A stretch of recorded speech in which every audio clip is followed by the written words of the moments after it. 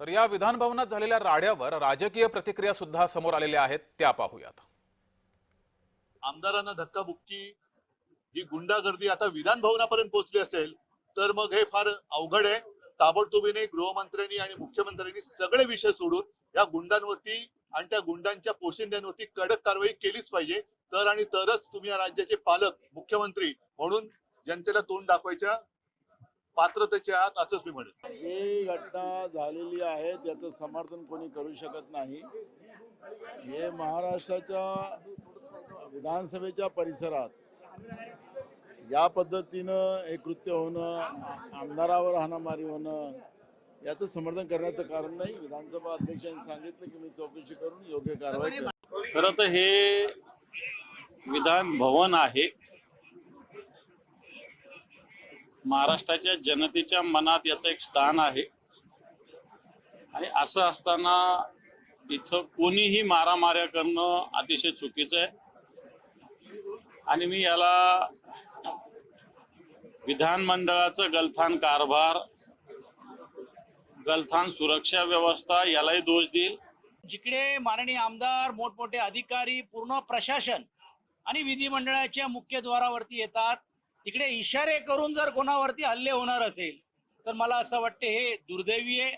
निवळ दुर्दैवी नाही तर कायदा सुव्यवस्थाची ज्यावेळी चर्चा एका बाजूला वरती परिषदेमध्ये आम्ही करतोय, विरोधी पक्ष कायदा सुव्यवस्थेत चर्चा करत असताना ही घटना इकडे घडणं हे अशोभनीय आणि म्हणून ह्याची तातडीने दखल घेतली पाहिजे।